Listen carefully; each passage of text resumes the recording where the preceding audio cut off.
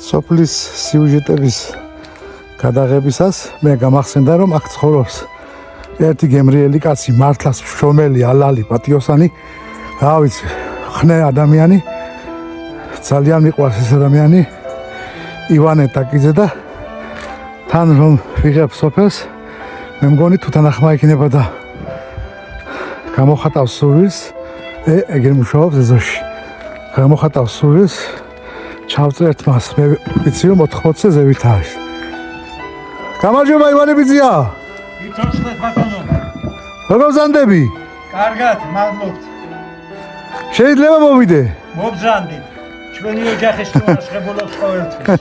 იცოცხლე, ვიცი ეგა.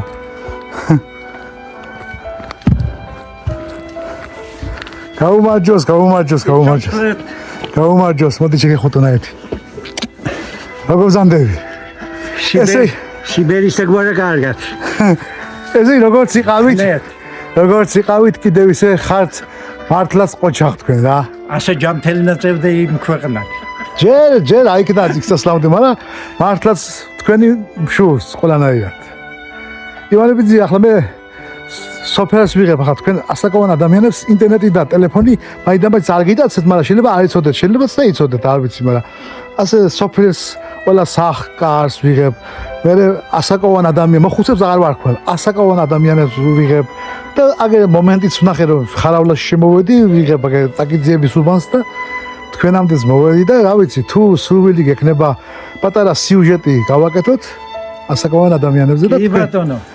ასე ხნიერი კაცი თუ მოგაგონდი, მობრძანდი, დიდი მადლობა. როგორ გეკადრება პირიქით, ისეთ ძალიან ბევრი ყავს სოფელში, ამის თქვენისთანა ასაკოვანი ადამიანები და ყველა თავისებურად მართლაც კარგები ხართ და ლამაზები ხართ და რა ვიცი. იცოცხლეთ. ესე იგი თანახმა ხართ. თანახმა ვარ. კარგით მაშინ. სახში შევიდეთ ესე იგი, ხო? სახში გავაკეთოთ სულ. კარგი ბატონო, დავიდეთ. ეს რა საქმიანობთ ახლა ამ შიშას ალაგებ? მომზადებ ალაგებ, დავალაგო შიშა. ძალიან კარგით. ივანე ბიძია, ბატონო ივანე, ხანასე მოგმართავთ. ყოველთვის ყველა ჩემს რესპონდენტს პირველად ვეკითხები წლევანობას და რა თქმა უნდა თქვენი წლევანობა უნდა გითხრათ. კი ბატონო. დავიბადე 1940 წელს, პირველი მე-7 თვე. ბავშვობა ყველასათვის ცნობილია, რომ გაჭირვებული დრო იყო. 11 დედმამიშვილი ვიყავით. 11 დედმამიშვილი ვიყავით. მიუხედავად ამისა, მამაჩემი შეძლებული კაცი იყო, შეძლებული გლეხი, მუშაობდა საგზაოში. მუშაობდა, ნაკვეთები ჰქონდა, მიწის ნაკვეთები, იქ წასვლამდე, მოსვლამდე მუშაობდა და ჭამასმა არ გვიჭირდა და ჩაცმა დახურდა გვიჭირდა, იმიტომ რომ მაშინ ახლა რომ ყველაფერი გაფენილია, ქალაქში ისე არ იყო. ჩაცმა დახურვა გვიჭირდა, რაღაც თითოეულა გამოსაცრელი საროჩქა და კასტუმი თუ ჰქონდა. დავიწყე ბავშვობიდან, ბავშვობა ხარავლის საშუალო სკოლაში და საშუალო სკოლა არ იყო მაშინ. მაშინ იყო დაწყებითი სკოლა. დავიწყეთ დაწყებითი სკოლაში, დავიწყე სწავლა, დავამთავრე 8 კლასი. 8 კლასის დამთავრების შემდეგ წავედი უჩამფაში. იქ იყო საშუალო სკოლა მაშინ უჩამფაში და აქედან უჩამფაში სიარული ვერ შევძელი, წინააღმდეგში ნათესავი გქონდა, მაგრამ ყოველთვის იქაც ვატყობდი რომ გაჭირვებული ოჯახი იყო და აქ თქვენს მასწავლებლებმა უფროსებმა რომ ჩვენთან საშუალო სკოლა გაიხსნება მომავალშიო და დავტოვე და გადმოვედი ესე სოფელში 1 წელი გავაცინე. ხარავლაში გაიხსნა საშუალო სკოლა და გავნაგზეთ ხარავლაში საშუალო სკოლაში. დავამთავრე 1960 წელს დავამთავრე ხარავლის საშუალო სკოლა, გამიწვიეს ჯარში. ჯარში მოვხდი ბელარუსიაში, ანკაველ პოლკში, იქ დავამთავრე სამეხანიკო ტანკისტობა, მექანიკო ავიტელი ვიყავი.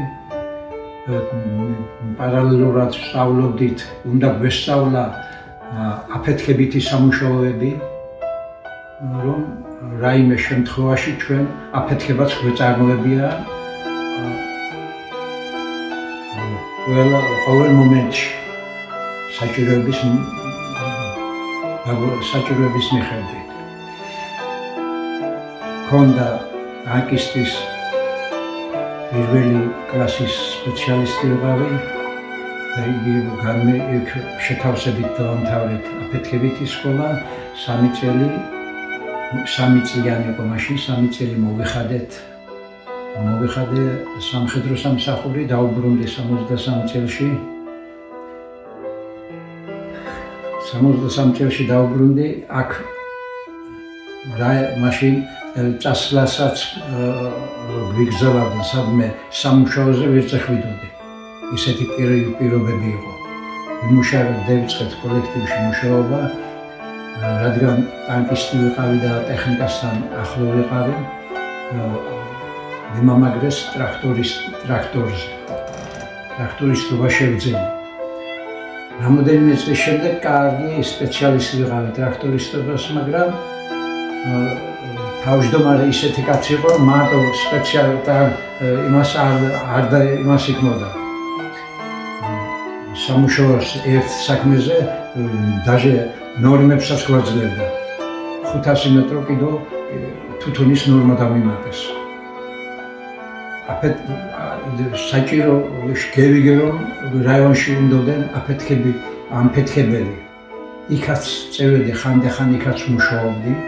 მიმიღეს კარგად, იქაც კარგი დამსახურება მქონდა, თითქმის ყველა ამფეთქებლების მიხედვით პირველ ადგილზე ვიყავი. და იქ იმაში დამეხმარა ისა, რომ საგზაო უფროსი იყო მაშინ ვასილაძე უზეირა და ბიური იმას პარტიის წევრი ვიყავი და პარტიის ბიუროზე თავმჯდომარეებიც იყვნენ ყველა და იქიდან მოსთხოვა ჩვენ თავმჯდომარეს, რომ ყოველთვის თუ არა ზოგიერთ მომენტებში მაინც წევსი ვიყავი იქ და მე მუშაობდი. და თანდათან დავიწყე იქაც მუშაობა, კომუნიკაციაშიც მუშაობდი. მამაჩემს ბევრი შვილები ყავდა. 64-65-ში უკვე კომუნიკაციაშიც მუშაობდი, საგზაოშიც მუშაობდი, აქ რომ სამუშაო არ იქნებოდა, იქ წევიდოდი მუშაობდი. დამსახურების მიხედვით კარგი ავტორიტეტი მქონდა, როგორც აქ კომუნიკაციაში, ისე საგზაოში. საგზაოში ისეთი დამსახურება მქონდა, რომ 80 წელში ტურისტული ის იყო მოგზაურობა საზღვარგარეთ, ბულგარეთში. და პირველი მე დამასახელეს, რომ ტურისტად გამაგზავნეს ბულგარეთში. იქ არაბებიც იყვნენ, ინჟინერებიც ყველა, მაგრამ ალბათ დამსახურების მიხედვით მომიწია. ერთი 22 დღე ბულგარეთში ვიყავი ტურისტად, სოფიაში რომ ჩავფრინდით, სოფიიდან ვარნაში ჩასვლამდე ყველა ქალაქები და ყველა ტერიტორია მოვიარეთ. და ვარნიდან 22 დღის მერე ვარნიდან მოვფრინდით კიევში და კიევიდან თბილისში.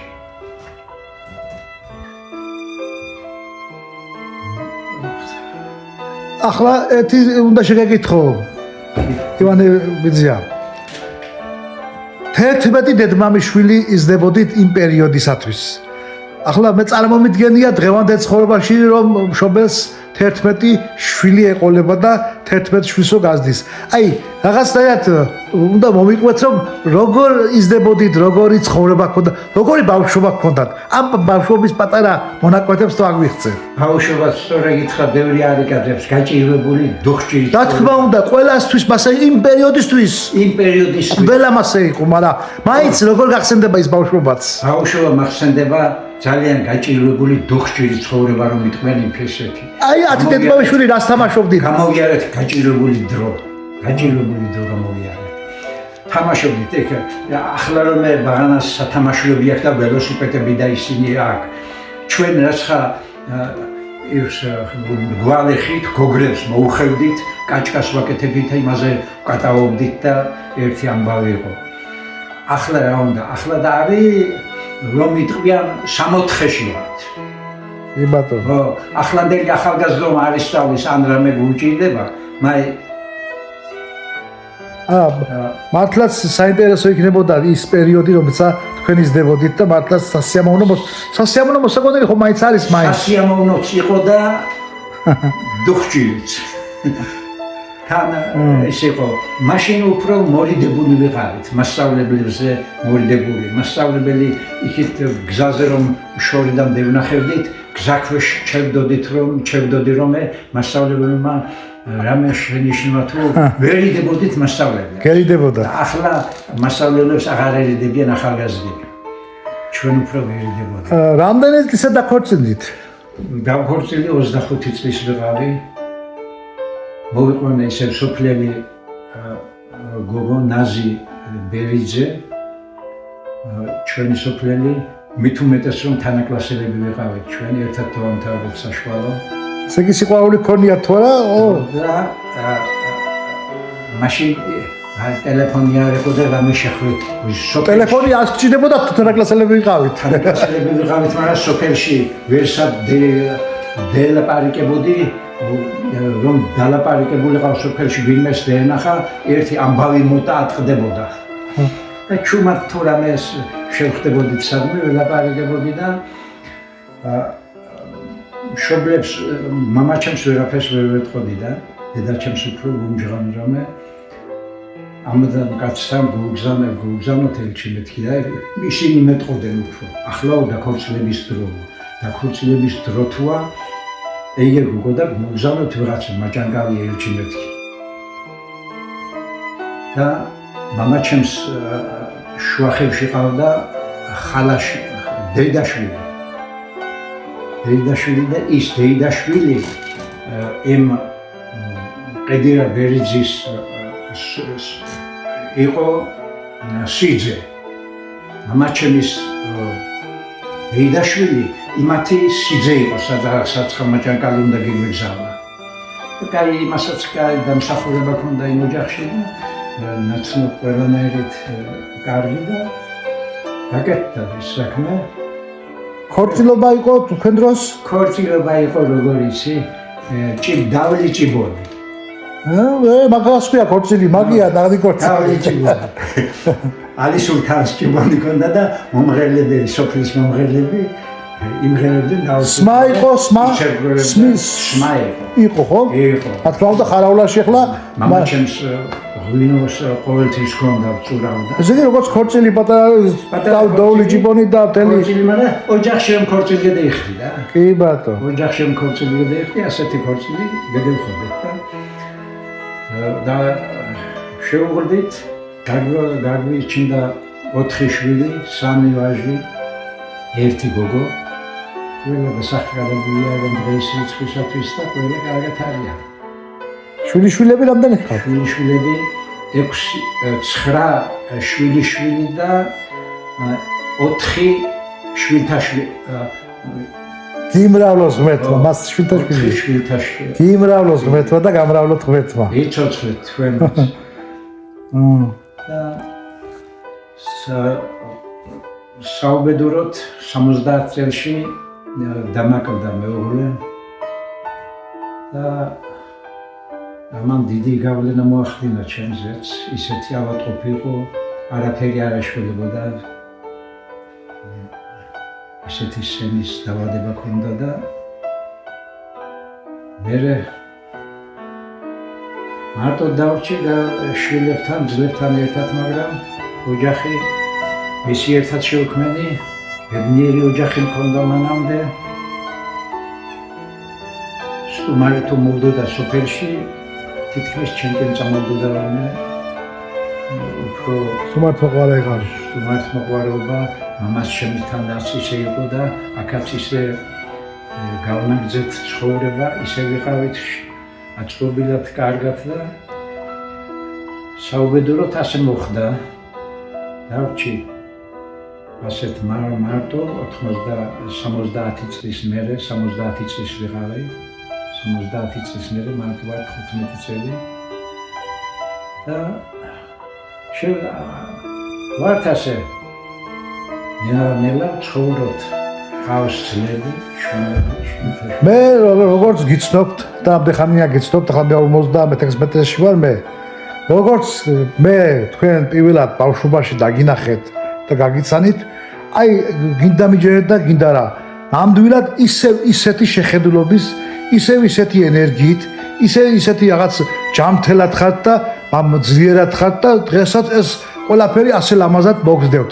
ეს გენეტიკურია თუ რაიმე თქვენი საიდუმლოება რომ ასე ხნეთ ძლიერად და მაგრად გამოიყურები, ამასაც თუ გვეტყვიეთ ივანები ძიებთ, რომ მართლა გეუბნები და ზუსტად ისეთივე ხართ, რაც ბავშვობაში მახსოვხართ. და ამის საიდუმლოება გითხარი, ყველას ვეკითხები ამას. ამის საიდუმლოება, რა საიდუმლოება არის ახლა? მამაჩემი ასე გაჭირებულად ვიყავით მეთქი, საჭმელ-სასმელი და ის არასდროს დაგკვლებია. საჭმელ-სასმელი, კაი საჭმელები და ძროხა გვყავდა, თხა გვყავდა, ცხვარი გვყავდა და საჭმელი ყველაფერი კარგი იყო. მემრეც გავნაცილდი, მეუღლე მუშაობდა სკოლაში, მეც 2-3 ადგილზე მუშაობდი პარალელურად ხანიკ არ მიჭირდა. даже მაშინ ისეთი დრო იყო, რომ რამდენჯერ თევზი მაცივარში გაფუჭდა და კი, მე მაგაზე არ ვამბობ. მე ვამბობ იმას, რომ თქვენ ეს სიჯამთელი ახლა რო ხარ ასე. სიჯამთელი ალბათ გენეტიკურად ასე მამაჩემი ძლიერი. რამდენი წელი საბრძანდებოდა მამა თქვენი? რამდენი წელი ცოცხლა? 87 წელი ცოცხლა. გარდაცვალების დროს ბათუმიდან ერთი ფუთი რომ მივიტყვია 16 კილო ტვირთი ამეიტანა და სახლში არ შემოტანია. აგერ ჩემ ბოსტანში მის მაღლა სახლში არ ესულა და ჩემ აგზე ბოსტანში წამოუწვა კორდზე და იქ დავია სული. ბათუმიდან 16 კილო ერთი ფუთის ტვირთი ამეიტანა აქ დანდალოდან ფეხით აქ. სულ მოძრაობაში ხედავთ, სულ მიდიხართ, სულ მოდიხართ, სულ მახსოვს აფეთქებებზე ყოველ სვანეთში დადიოდ. სვანეთში გვირაბი გავჭარით 230 მეტრო. ამფეთქებელი მე ვიყავი და იქ მარტო ერთი ყაავლები და მძღოლი მეხმარებოდა. სხვა რამე არ შეხება არ ქონდა და მარტო ვიყავი გვირაბში თურქები გამოზიდავდნენ, მე ვაფეთქებდი. ყველაზე კიდევ ძნელი სამუშაო იყო პრომეთეს ღვიმეში ოვალური ის მე გავაკეთე. ხედავ, კიდევ რა გაიკეთებიათ და არ ვიცოდი უკვე და რა თუ რამე ასე მნიშვნელოვანი რაღაცები გაკეთებული, ჩამოგვითვალეთ. ის თბილისიდან პრომეთეს ღვიმე დაწყებული იყო თურმის უკრაინელების მიერ. და უკრაინელებს კომუნისტებისთვის ვერ შეესრულებიეს ის სამუშაო, რაღაც ხელი შეშლა ყოფილა და მე რომ დავწერთ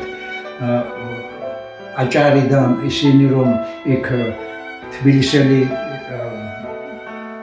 გოგრაჭიანი იყო დეპარტამენტში უფროსი ინჟინერი და იქ სამუშაო რომ ძნელი იყო, იქ განსაზღვრა გრამებში და მილიგრამებში ნაყოფილიყო, რომ იმ გვირაბში შევდოდით და ვაფეთქებით, ზევიდან სახლები იყო. იმ სახლებს არ ეგზნეს მოსახლეობას, ისეთი აფეთქებამდე ჩიმეტარებია. ზუსტი გაზომვა ის უნდოდა. გამოთვლა 500 მეტრო შევედით ისე ოვალურად, გავაკეთე 500 მეტრო და ახლა ნავები დადის და დინარაში. კიდევ რა მნიშვნელოვანი ობიექტები გაიკეთებიათ, აგიფეთქებიათ თუ რაღაც. იმაზე ადრე გვირაბიში უშო ქვედა მხარე მახინჯავის გვირაბი რომ დაიწყეს ასლანაბაშიძე იყო მაშინ ქვედა ახედან მიმოვალი მარცხენა მხარე გვირაბი თურქებმა გაჭრეს ბოლომდე. მეორე რომ დაიწყეს მარჯვენა მხარე გვირაბის გაჭრა, იქ რაცხა ფულის ხარჯვის ის იქნეს დაარღვიეს ისინი და ეს მაშინდელი ბრიგადა იქ ინჟინერმა მაშინ ვინც ამის ის იყო ხელმძღვანელი ფული წერა სწევდა. როგორც ახლა შობია ზოგიერთები ისე იყო მაშინაც. და ზედა მხარე გვირაბი მახინჯავრისა მე მაქვს აფეთქებული. სვანეთში გვირაბი პრომეთეს ღვიმე ყველაფერი ჩემ ხელში იარა და ასე დამსახურებულად ოჯახ მართლა დამსახურებული ადამიანი ბრძანდებით მე იმას ვამბობდი ბოდიში გოგრაჭიანი იყო დეპარტამენტის ინჟინერი მთავარისა და ვინ გააკეთებს ამ სამუშაოს პრომეთეს ღვიმეში აჭარელი ბაბუი ჩამოუყალოთ თქვენზე თქვის აჭარული ბაბუი ჩამოუყალოთ ბათუმში კიდევ დავა იქ ჩასლანდი ის გოგრაჭიანი მიცნობდა მე ის ქალაქში წავაქციე ის სასტუმრო ინტურისტი ინსტიტუტის გვერდზე 51 მეტრი მუშაობებული რომ იყო ინტურისტი სასტუმროს ზედამხარეს არა სასტუმრო იყო ზედამხარეს და ინტურისტი ქვედამხარეს 51 ნაბიჯი იყო რომ გადავთვალე და იქაც დამაზად მომი გავაკეთე აფეთქება ხო 3060 ზარიადი მქონდა 3 საათულზე და ის ერთად ავაფეთქე 8 დღეს უწევი ზოგი ხარავალი ადამიანი რომელიც ასე დაბადებული გაზრდილი პროფესიონალი ყავით თელ საქართველოს მასშტაბით თქვენ მართლაც უნდა ვიღაცები უნდა აღნიშნავდნენ ამას და რაღაც პატარა სიმბოლურად მაინც ყურადღების ცენტრში უნდა იყოთ რომ ასეთი პროფესიონალი იშვიათობაა საქართველოში შეიძლება მოიძებნოს მე მგონი მე ასე ვიცი ძალიან ბევრი არ არიან ძალიან ცოტა არიან თქვენისთანა სპეციალისტები დასავლეთ საქართველოში თუ ხადმეს ძნელი სამუშაო იყო ჩემი შესაძლებელი ოჯახ ძლიერი ბრძანდებით და რა ვიცი ღმერთო იმაში რამდენ ადგილზე პადუაშიც მაქვს აფეთქებული კაცი გამოვიდა ადგილის გაკეთება უნდა და რაც ხამარნის იმის პადუაშიც მაქვს გაკეთებული ბევრ ადგილზე და კარგად წარმატებულად გამომივიდა ასეც კოლექტივში ასე ვიყავი რაც დავალებას ვასრულებდი და მე ყველგან აფერებდით კოლექტივში მუშაობდით ამფეთქებელიც იყავით ოჯახში მუშაობდით ვიდიოდით მოდიოდით და დღესაც ასე ხრეთ და ძლიერად გამოიყურებდით შაქროერომე მაგერდი წერია შაქროერომე თაბაქსიოში მუშაობდიო ვიფიქრე ეს ზაფხულის მუშაობა ხომ იყო თაბაქსიოში იყო შემოდგომაზე გათოვდებოდა მაშინ ასეთი რომ ვიყავი იქაც ჩიმიყვანეს სამთრობით იყავა ქაო 1-2 თვე იმუშაობდა იქაც ნამუშავე მაქვს თაბაქსიში ოჯახსაც შევმატო ოჯახსაც გავაკეთო მეთქი და მე მამაჩემიდან რამე არ ჩამომიტანი აგერ ხომ ხედავთ თქვენი ხელებით ჩვენი ნაშრომი ჩვენი იმით გვაქვს გაკეთებული ყველაფერი ღმერთმა შეგარგოთ ღმერთმა გახმაროთ და ღმერთმა დიდხანს ავიცი აგერ თქვენი შვილების და შვილიშვილების ერთად გამყოფნოთ და იყავით ღმერთმა დიდხანს თქვენ ახალგაზრდები გამყოფნონ და ბევრი კაი დრო მოგასრა ივანებიძე ახლა შენ ცხოვრებაში რაიმე მნიშვნელოვანი დრო პერიოდი გახსენდება რომ შენთვის იყოს ძალიან რაღაც კარგი მოსაგონარი რა მომაგონდება იცი ხანდახან მე რო გითხარი რომ ჩემი კლასელი ნაზიკოში მიყვარდა და დედაჩემს გულმხილო თუ ძალიგინდებიან უგზეთ ერჩიელი მათი ძალიან სოფელში ისე ამფერი მაშინ გოგოს ვერ შეხდებოდი ვერ იმას იქმოდი და ერთი სკოლი იქ თვითონ ზებიდან მოვდოდა მის სახლიდან ეს სოფელ ხარავაში ცხოვრობდა მე აგერ ქვედასოფელ უბანში ცხოვრობდი და შემხდა ღელეს ბარები ღელეს აქეთ მარტოდ შემხდა რაღაც და დემელაპარიკა მანაც რამე ის არ ქონდა და რაცა ახლოს რომ მივედი ნახალნა ვაკოცი რატომ მაკოცები რომ დიგვინახოსო და ესე იგი მომკლავსო და ხალა სიყვარული გქონიათ იმ დროისათვის და ხედავ შენ და იმის მემრე თვითონაც უკვე იცოდა ვიცოდი ყველაფერი ის იყო და შემხდებოდა ველაპარაკებოდი და მე ვიყვანდი და 45 წელი ვიყავით ძალიან კარგად, მშვიდად, წყნარად და თითქმის სოფელში ჰადმე თუ ვინმე სტუმარი შემოვიდა და ჩემთან ნაზიკოსთან ჩერდეთ, ივანესთან ჩერდეთ. მერთ მანათელში ამყოფნოს, მერთ იმ დუნიას ყველაფერი რამე თუ არსებობს მას მიცდა და მამა თქვენის დამსახურებული მასწავლებელი იყო, გამოცდაზე იყო, გამოცდას ესწრებოდა ხარავლაში და ჩემთან შემიარა და შენ გოგოსო 5-იანი დუწერე მეო, ქეთინი არ უწერდა და მე 5-იანი დუწერეო და ისა შემოუპატიჟე და 4 ჭიქის ღვინოს მეტი არ დამია. მიუხედავად ასაკისა და დამსახურებული მასწავლებლისა, კაი მეგობრული ურთიერთობა ჰქონდა მე და მამა თქვენს. ძალიან შემოვნახლეს პირველად მესმის თქვენგან ესეთი რაღაცა. სხვა კიდე რას ვეთქვი?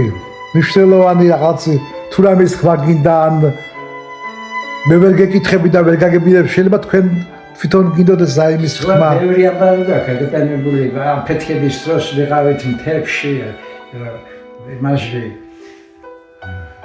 ხულოს მთებში წვანეტბაზე რომ გზაგევდა იქ ვიყავით მუშაობდით მთებში საინტერესო იყო მე მუშაობის პერიოდში თითქმის საინტერესო იყო დავდიოდით ყველა დავდიოდი მუშაობდი სადმე რამე უარყოფითი ის არ მიმიტანია სადმე ალალად და ლამაზად შრომობ ალალად და ამ შრომით ამ საქმით ვარ ასე დღეს რიცხვისათვის დარწმუნებული ვარ მე ვიცი ხა თქვენ სახში ყველაფერს აკეთებთ ფიზიკურად რაც შესაძლებელია სოფლის საქმეები რაც შეიძლება რაც შემიძლია ახლა სწავლა მინდა და რამე და რაც შემიძლია კიდევ მუშაობა მე თვა დიდხანს გამუშაობს და დიდხანს გამყოფნოს ამ ოჯახში დიდხანს თქვენი გაცოცხლონაზე მართლაც რაღაც იტყვი არ მკეთილი შურია უკეთილი შური თუ ამ მნიშვნელობა აქვს შურიო მაგრამ თქვენი აი ის თქვენი ენერგია თქვენი ეს ხნეობა ეს რაღაც მართლა მშვიდობ ყველ ბევრ ახალგაზრდას ჯობი ხართ ენერგიაში და ბევრ ახალგაზრდას კიდევ დევეჭედე ყოიჩა როგორ შეადარებდი თქვენი ახალგაზრდობის პერიოდს თქვა დღევანდელი ახალგაზრდობის პერიოდს თქვა ასეთი ან ადრინდელი პერიოდი და დღევანდელი პერიოდი ადრინდელი პერიოდი ძალიან გლახაი არ იყოს კარგი სახარბიელო კი ბატონო ყველანაირად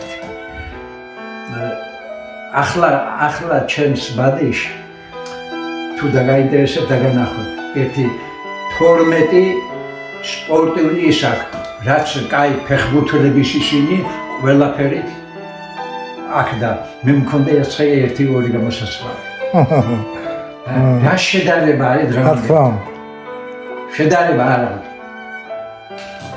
ივანებიძია რა ვიცი ახლა მე თქვენ გინახიათ არ გინახიათ მე მგონი ზოგი პატარა ნახეთ მონაკვეთები თქვენისთან რა თქმა უნდა საკოვანი ადამიანები სოფელში საბედნიეროდ ბევრი ყავს საბედნიეროდ ბევრი არიან და ძალიან ყველა თავისებურად საყვარლები არიან და მე მინდა რომ აი მათ რაღაც თქვენის როგორც გაამხნევოთ შენია თქვენი ასაკის თქვენზე უფროსებიც 90-94 წლის ხალხი არიან ჩვენ სოფელშიც არიან კი გადმოვედი უკვე ხარავლაში თქვენ პირველი ბრძანდებით ხაავლელი მე ყველა იმ ხანდაზმულებს უცოცხლებს ჯანმრთელობას კარგად ყოფნას დიდხანს იცოცხლეს და იყონ მხნედ კი ბატონო ახლა ყველას ვეუბნები ასეთ რაღაცას ფინიშისკენ მივდივართ თუ რამე სათქმელი გაქვთ თქვით თქვა და უკვე ფინიშისკენ მივდივართ თქვენ მიახლოებით ესე იგი 86 წლის ბრძანდებით ხო? ესე იგი მიახლოებით 14 წლის მერე ან 15 წლის მერე მე კიდევ ასეთ სიუჟეტებს სოფლის სიუჟეტებსაც ვაკეთებ, სოფელსაც ვიღებ, ასაკოვან ადამიანებსაც ვიღებ და ესე იგი 100 წლის იუბილე ექნებათ 16 წლის მერე. ხო და ამ 100 წლის იუბილეზე კიდე დაემატება ის ისტორიები, რომელიც კიდე მოგვიყვები და 100 წლის იუბილე ერთად თქვენ მოგასწრა. არა, მაგით, აი ნახეთ. ხო და მოდი ასე შეთანხმება დავუდგათ, რომ 16 წლის მერე კიდევ ასეთ სიუჟეტს გავაკეთებთ. ღმერთმა ქნას თქვენი მეშვეობით. კარგით აბა და 16 წლის მერე შევხვდებით. კარგად, ზანდებოდეთ. იცოცხლით, თქვენაც კარგად ზანდებოდეთ. გისურვებთ ჯანმრთელობას, კარგად ყოფნას და ხმელობას, სიკეთეს. გაიხარეთ.